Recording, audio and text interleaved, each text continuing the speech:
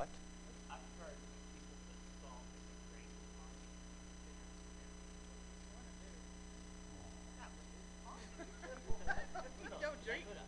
If you got to do that to coffee, you get rid of your coffee and go get some good stuff. There you go. I don't drink coffee, but I've seen people do that, and actually they did that when they did take a picture.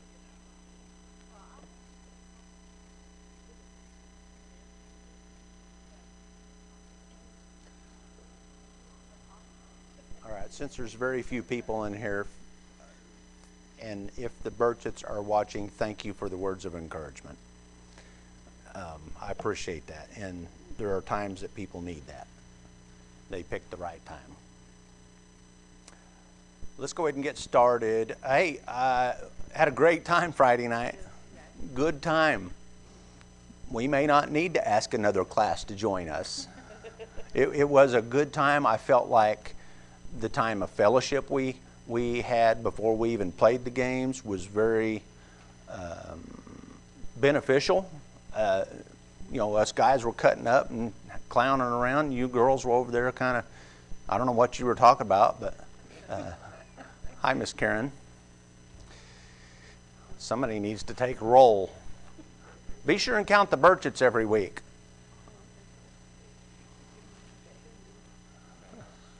We need to get credit for a couple more anyway. We are, today I want to go ahead and we're going to finish up the session we started last week and get right into session 3. And I would like to get through session 3 today. Did you bring your handout? I have more if you didn't. I took mine out. Okay. But you still, do you still have the one you had? Oh, yes. Okay. Then you can just pick up where we left off. I'm going to run back through it real quick. Did you have yours? I'm sorry. That is this week's.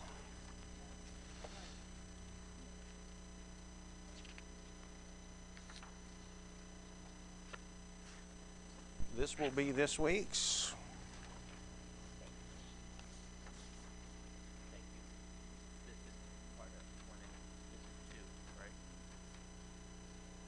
Yes, that's the one we'll finish up today. Now I need to see if I have some more of Unit 2's left. I do. So, Kelly, did you needed Unit 2 to finish up? I see Brother Holly out there. Be sure and count him. He may be in lobby. Can't remember.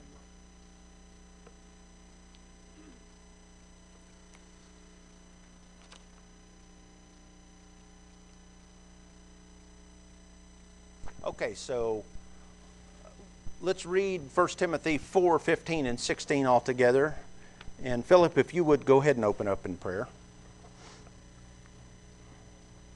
Dear Lord, thank you for today, and thank you for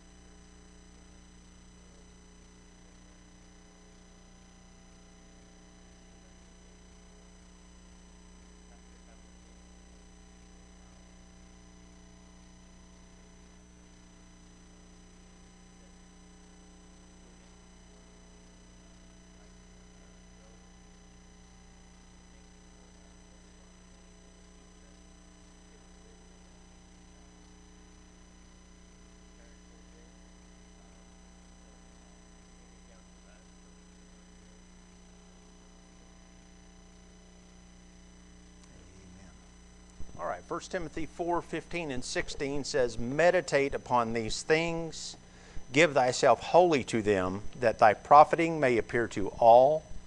Take heed unto thyself and unto the doctrine. Continue in them, for in doing this thou shalt save both thyself and them that hear thee.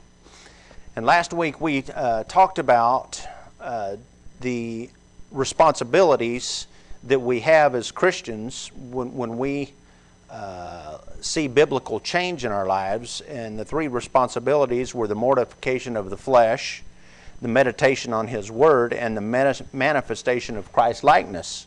And our first few weeks are going to be specifically on the mortification of the flesh. Good morning. How are you? Good. Let's go ahead and give Unit 3 as well. We're going to finish up Unit 2 that we were on last week. It's going to be on the back page there somewhere. I am going to whiz through the first part of this so we can get into Lesson 3 today, because we did not finish Lesson 2 last week. What we're looking at is the big picture. The big picture, and we compared that to working a puzzle. And when you take a puzzle box and there's a hole in the puzzle box, you really don't get the full picture of the puzzle. And it's like life. If we don't have the biblical view, the picture, the biblical view, we have a hole in that box, and we don't get the full view of what God has given us to understand our own heart and the wickedness that's in our own heart. So our Proverbs 14:12 says, "There is a way which seemeth right unto a man, but the ways thereof are the ways of death." We talked about the indwelling sin, that sin that indwells within our heart that we need to root out. It is part of us, it corrupts us, but we need to understand that it's there.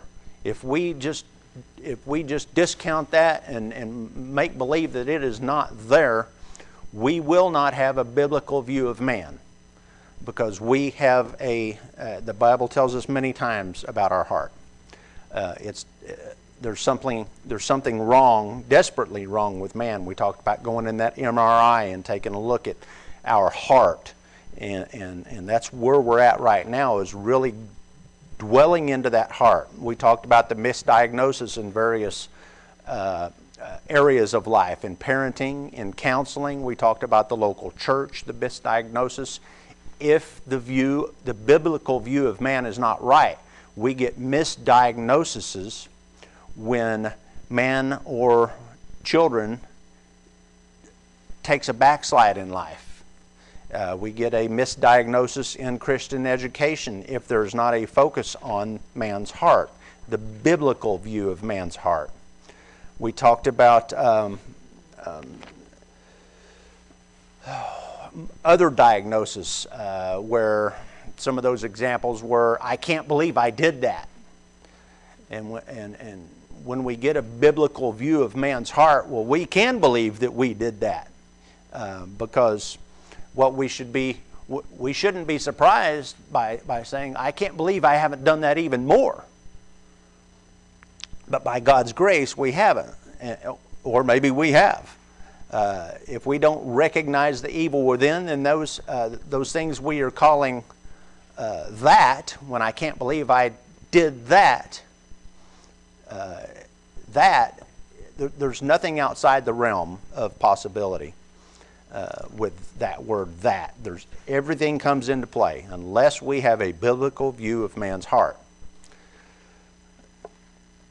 We talked about unbelievers saying to a Christian, I can't believe God would damn anyone to hell.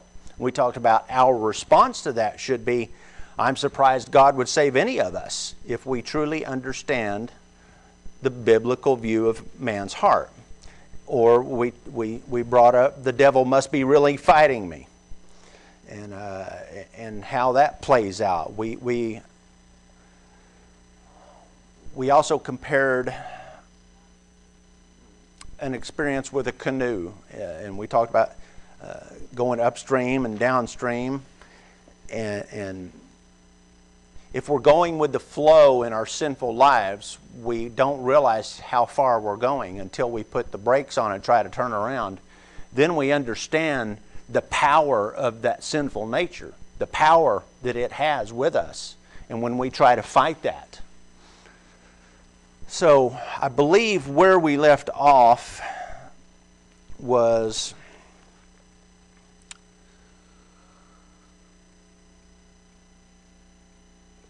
correct me if I'm wrong. Do you know where we left off? We left off where the flesh defiles man, I believe. The nature of our nature? Very good, thank you. The nature of our nature, very good. Okay, so was that our last fill in the blank? Okay. So that works right into how the flesh defies God. The flesh defies God in your next fill in the blank. God is very clear in Isaiah 55, 6 through 9, that our own natural ways and His ways are mutually exclusive apart from each other, our ways and His ways. Isaiah appeals to God's people to turn from their own way. Within those same verses, God says, my thoughts are not your thoughts, neither are your ways my ways. And so there's little doubt that God sees our independent spirit as the root of our problem. And by the way, that's the very thing that the world considers a virtue. The world considers it a virtue if we go our own way. We can do our own thing. We hear that all the time. Just let me have our own way. We read it on signs, on protest lines. It's my way. Our heart says, I will make life work my own way. We raise a fist up to heaven and say, I will do it my way. Its root principle is the assertion of a will that is not subject to the will of God. They are in defiance of each other. And then Paul says it is enmity against God. That word enmity means it is a deep-seated antagonism, and it is not subject to the law of God, and neither can it be. Never. This fleshly nature is perpetually at war with God. It will not be subject and it will not be ruled. So it is no wonder that when we begin to submit to the Spirit of God, as He starts to work in our life, that our flesh rises up and starts to resist. We possess within us a clone of Satan himself, his own nature, and it violently opposes God. Each one of us has a clone of that. If you're not experiencing this in your own life right now, don't be lulled into complacency. You're either drifting with that current and not feeling the strength that it has, because it's going to ruin you, or you're being deceived by its silence, and it'll get you when you're not watching. Paul warns us in 1 Corinthians 10:12, wherefore let him that thinketh he understandeth take heed lest he fall. And then he admonished us to be sober and be vigilant. He says, watch and pray that ye enter not into temptation. The spirit indeed is willing, but the flesh is weak. So, our spirit is always willing to go on God's side, but our flesh is so weak it's going to pull us back the other direction. Our flesh. Since the enemy has a base of operation within our own soul, there is never a time when you can let your guard down. Satan's goal is to break our fellowship with God and render us useless in the service. I have a question. In your life and in my life, do we allow God to have dominion in our lives? That's not all the question, though.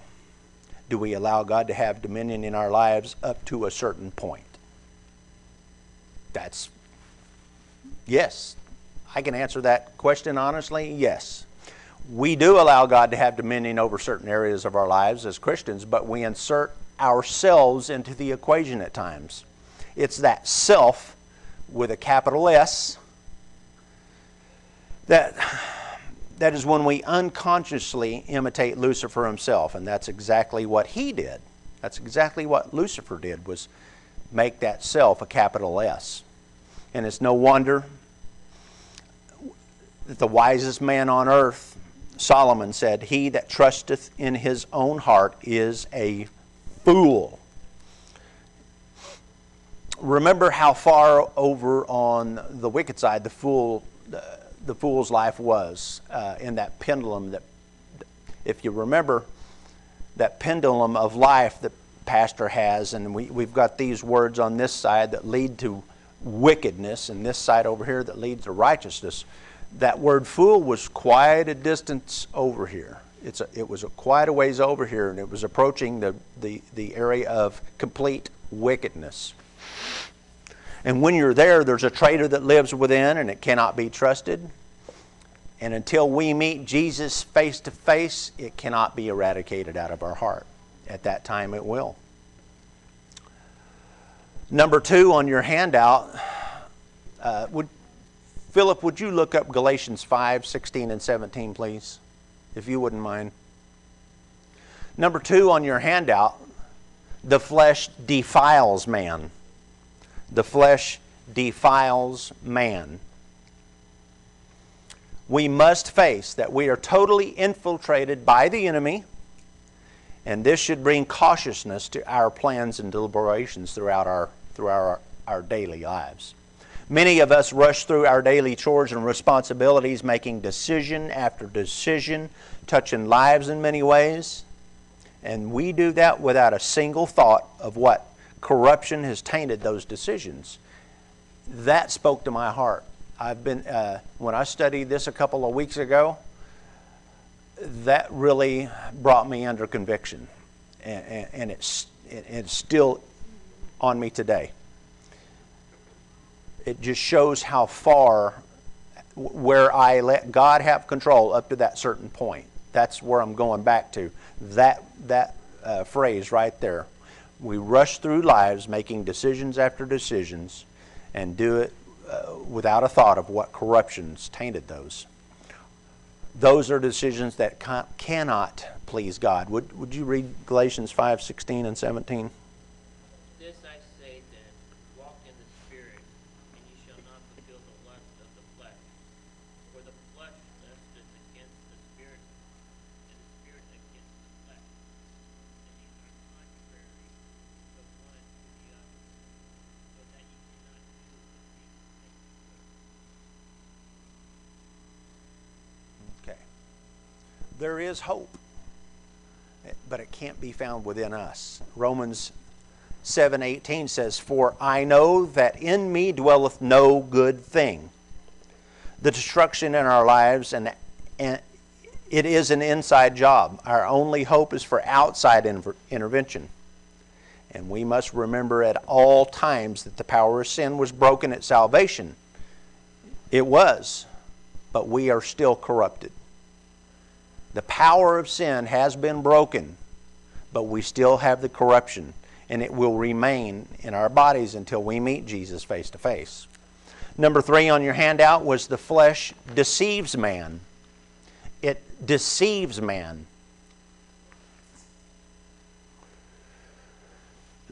Most of you have children in here, and myself and my wife has not. The Hollies have not.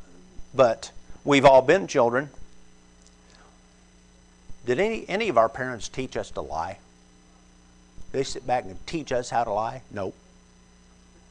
They didn't. The flesh deceives man. We didn't have to be taught how to lie. It was a natural. It was a natural the first time, and it's a natural now. Even now. Remember, the Bible says that the heart is deceitful above all things, and deceitfulness is one of the characteristics of Satan. Number 4 in your handout was the flesh destroys man. The flesh destroys man. The Bible says in James 1:15, "And sin, when it is finished, bringeth forth death."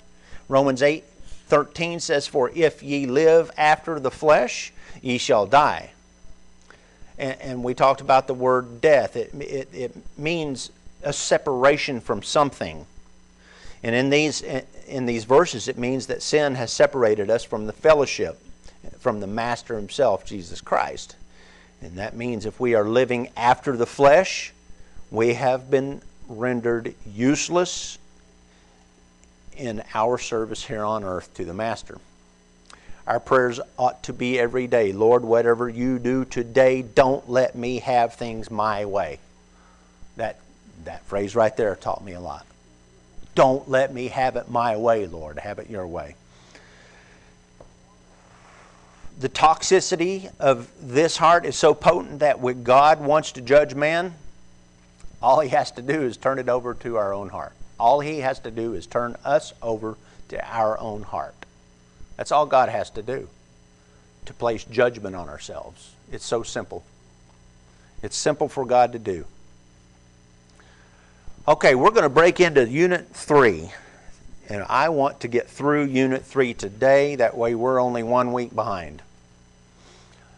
Unit 3, let's go ahead and read that together. We've already read 1 Timothy, so we won't do that again. So the introduction up top says, by now we should have a pretty good grasp of the wickedness of the heart of man. Since that heart is no longer being restrained by most individuals, institutions, and society in general, it is no wonder that our world is wallowing in the depths of perversion and violence. And before we take a look into Study Unit 5, here in just a couple of weeks, at the provisions of God that God has given us for restraining that heart, we must take a more personalized look at the human heart to help us discover some of the customized ways of sinning. And we are going to look at some customized ways of sinning that are common to our own heart. Not all of us want the same things, nor are we all tempted by the same lust. Though the temptations we face are common to man, they appear in different combinations in each of us. To effectively war against the sinful tendencies of our heart, we must learn to identify our own way. And that is the name of our study for today, Identifying Our Own Way. Does everybody have a handout? Yeah? Okay.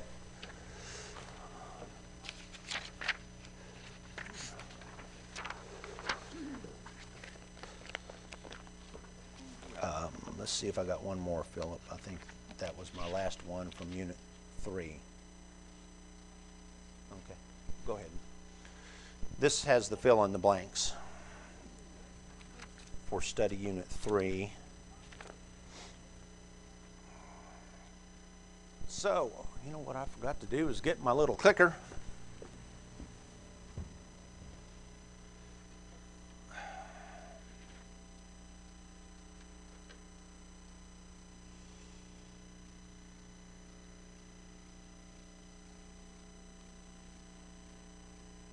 All right, so our knowledge objectives for today is by the end of today, or this study, we should be able to, I'm going to get all these up here, we should be able to explain why the rebellion of our own ways manifests itself differently in each of us. We should be able to recognize different kinds of rebel ways, and those examples are the assertive rebel, the cooperative rebel, and the passive rebel. Their ways evidenced in our own lives and in the lives of those with whom you live and to whom you minister. Number 3, we should be able to know why there is hope for any of us who wish to make a biblical change. Our application objectives.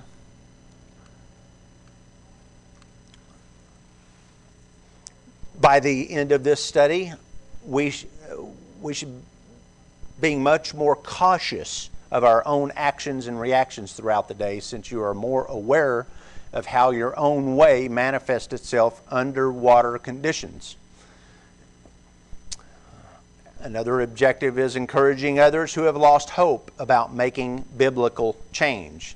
And then the last objective is asking God to increase your awareness of your rebel ways, repenting of their manifestations, and depending upon Him to help you change those ways.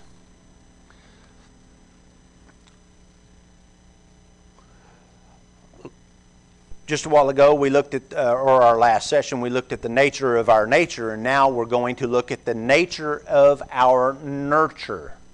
So the nature of our nurture is the first fill in the blank there. Our nurture, it has everything to do with the way we have learned things, or we have progressed as we have grown up. That is the nature of our nurture, is the things that we have learned. Really, in the context we're talking about here, are the ways we have learned to lust. Not all of us want the same things. Not all of us lust after the same things.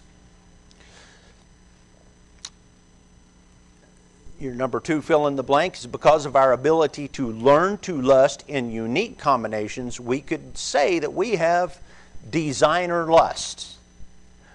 We have designer lust. We all know what that word designer means. The designer jeans and the designer this. Lust do not have to be sexual. The word lust means having an obsessive desire for something. A person can lust for approval. They can lust for money. They can lust for possessions, perfection, prestige, and on and on. And you can read about that in 1 Corinthians 10:13. And maybe we don't have a lust for designer clothes or a designer car, but we all have a designer lust, every one of us. We all have different brands of flesh. In James 1:13, it gives us insight to that. It says, "Let no man say when he is tempted, I am tempted of God. For God cannot be tempted with evil, neither tempteth he any man. But every man is tempted when he is drawn away of his own lust and enticed." And that word "own" in this verse, it's a very interesting word, that 3-letter word "own." It's derived from the Greek language, from a word called idios. Not idiot, but idios. And that word, we get that word idiosyncrasy is where it kind of applies to that word as well. Idiosyncrasy means peculiar or unique to a person. Something unique like a fingerprint. It's only unique to you. Nobody else has that fingerprint. Everyone has these unique things, but all of them are different.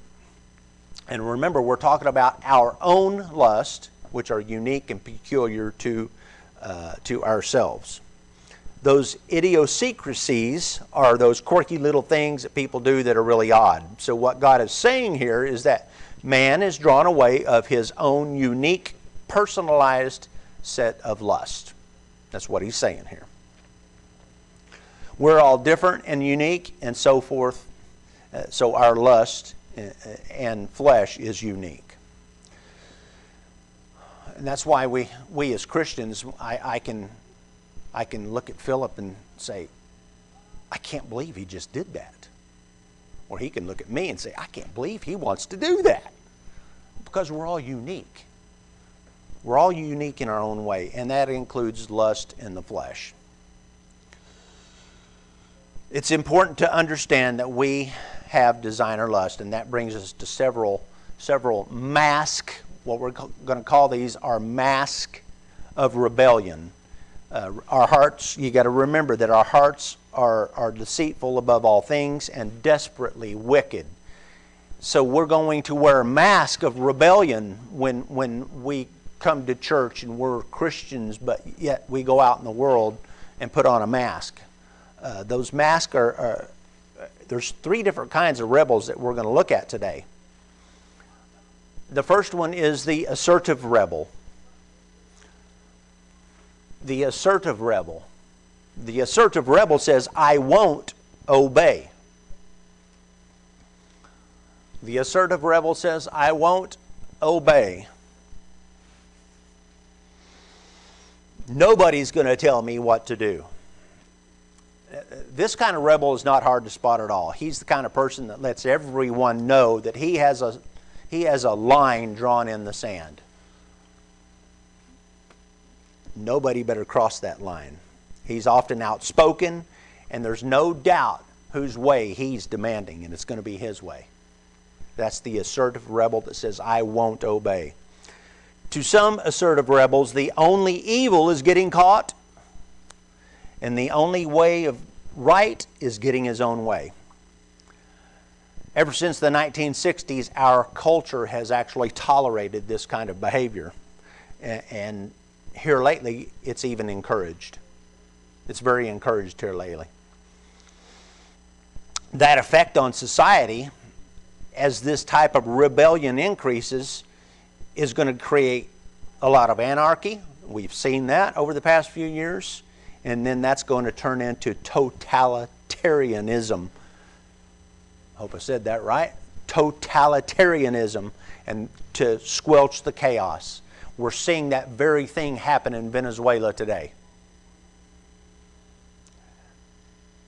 We're seeing it happen where, I won't go there. Here's some things that the assertive rebel might do that would make them fall into this category. They might do drugs or alcohol, smoke, steal, lie, or gamble. They disobey. They break curfews. They're disruptive. They're violent. Some of them may be bullies to others or just refuse to study. They may engage in premarital sex, pornography, or other sexual habits. They display unacceptable dress or obnoxious behavior. They use bad language or indulge in fleshly music or movies. They may manipulate, argue, or be in your face. That's another one we see quite a bit here lately, and that's pretty characteristic of our current generation, by the way. Here's an example of how the life of an assertive rebel may play out in a small snapshot in time. Okay, here's a little story. Craig's parents are at their wits' end. His dad found pornography in the trunk of Craig's car when he was looking for some tools. They also strongly suspect he is drinking and he won't come home by his midnight curfew. He won't even tell them where he has been or whom he was with. They have tried restricting him, but he defies their word. He speaks to his parents with obvious contempt and is constantly asserting that since he is now 18, nobody is going to treat him like a kid any longer. His own way is to have autonomy and control of his own life. Now, that's a fairly common kind of rebel these days. And let me just say this. When we go through these types of rebels, don't get sidetracked to trying to pick out which one of those you might have been or were, because all of us have signals of each one of these. So there are people we can classify straight into these segments of the rebel, but that's beside the point. We don't want to try to figure out which one we are, because in the end we're all sorts of rebels. Another kind of rebel is called the cooperative rebel. The cooperative rebel. And he says, I will obey since it gets me what I want. I will obey because it's going to get me what I want. That's still a rebellious stage. There are two types of cooperative rebels. One is the compliant. He is compliant at best.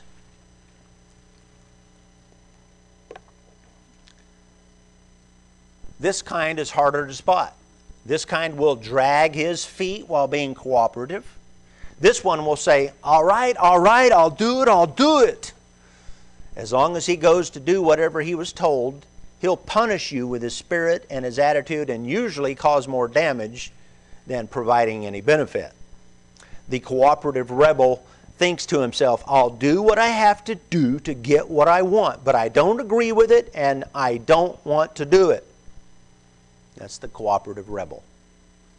Here's an example.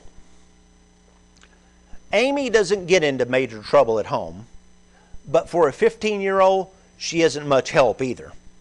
She will eventually get her household chores done, but usually not without breaking something or causing additional work for her mother in the process.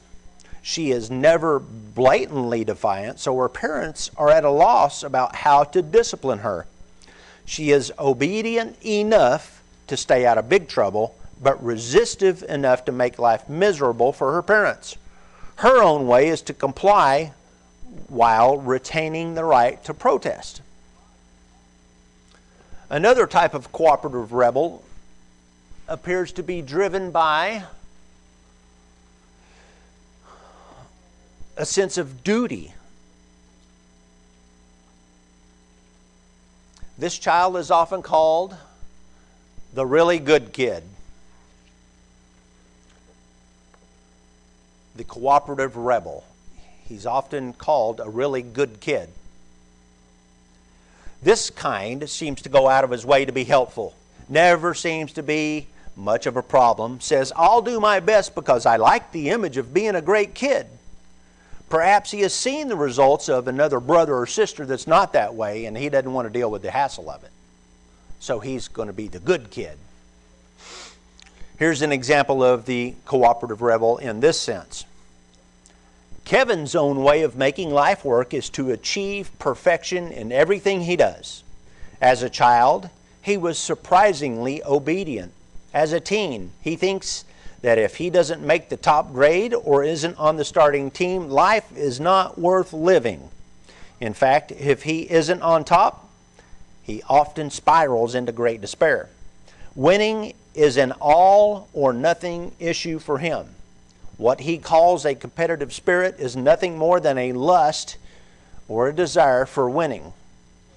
He has decided he has to have first place and nothing else will do. His own way is to ensure success by being the best. And there's a lot of Christians in that circle.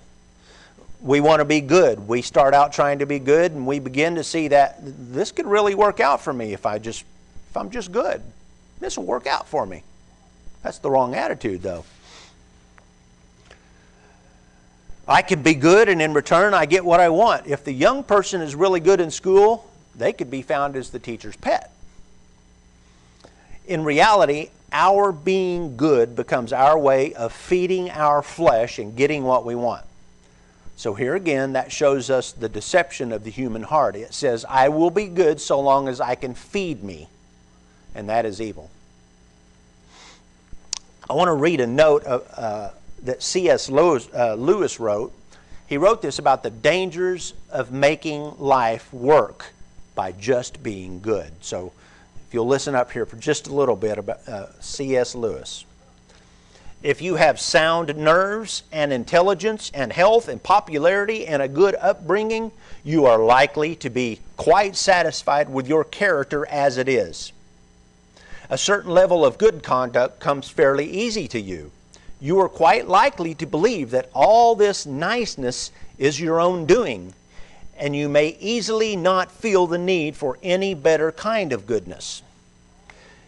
It is very different for the nasty people, the little, the low, the timid, the warped, thin-blooded, lonely people, or the passionate, the sensual, unbalanced people. If they make any attempt at goodness at all, they learn in double quick time that they need help. It is Christ or nothing for them. If you are a nice person, if virtue comes easily to you, beware. Much is expected from those to whom much is given. If you mistake for your own merits what are really God's gift to you through nature, and if you are contented with your simply being nice, you are still a rebel. And all those gifts will only make your fall more terrible, your corruption more complicated, your bad example more disastrous. The devil was an archangel once. His natural gifts were as far above yours as yours are above those of a chimpanzee. And that should make us feel real smart, shouldn't it? I was thinking about that last part where he says the devil was an archangel once. And that's something that I myself tend to overlook it most of the time. We think he's the devil, but we got to remember that he was an archangel at one time. If you'll remember that, the devil knows good. He knows good because he was in heaven at one time. That is probably why he's such an expert at using good for his purpose. and being deceitful using the very tool of goodness that we choose to use.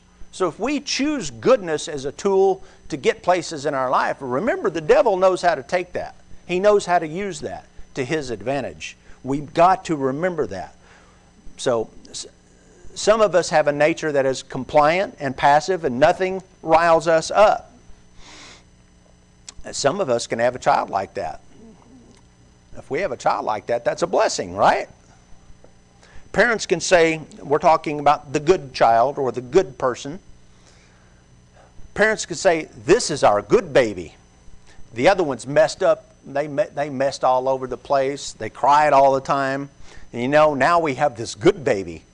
And it becomes easy for the parent to be blinded in understanding that this baby has a wicked heart too.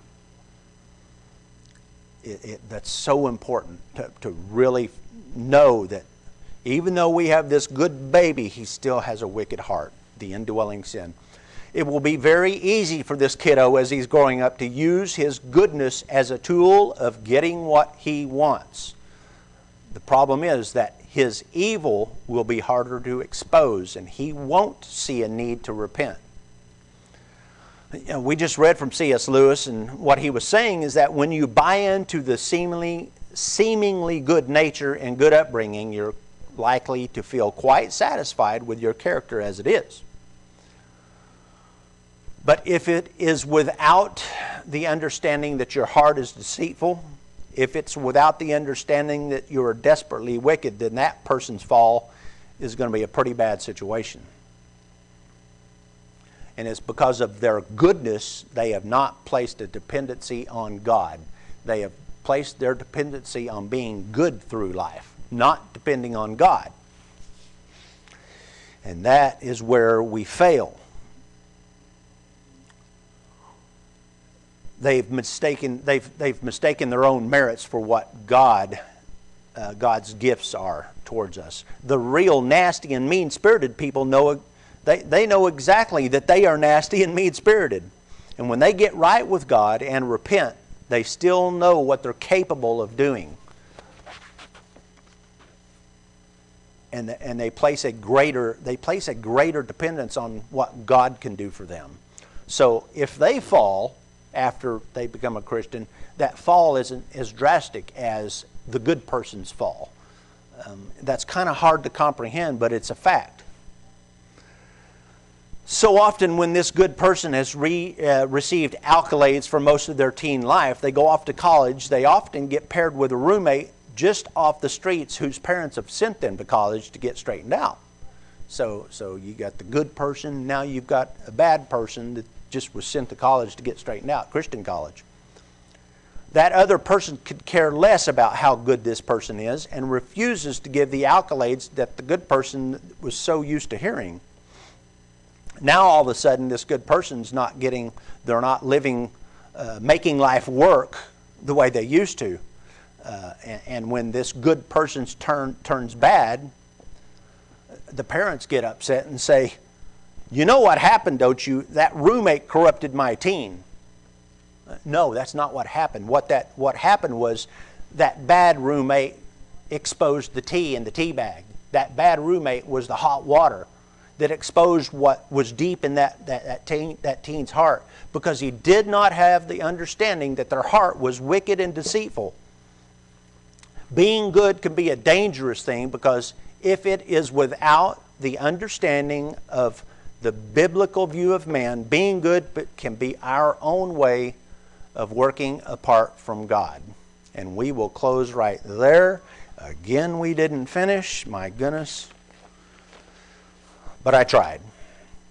We'll start with the passive rebel next week. The passive rebel, it gets good. This is really good, and I don't want to just skip over this. What I would like is I have some handouts, because this lesson was so long.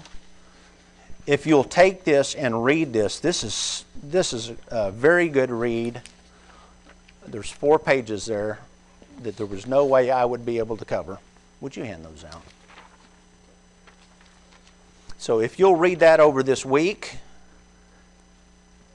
I found it very beneficial. So next week we will start with the passive rebel, we are dismissed.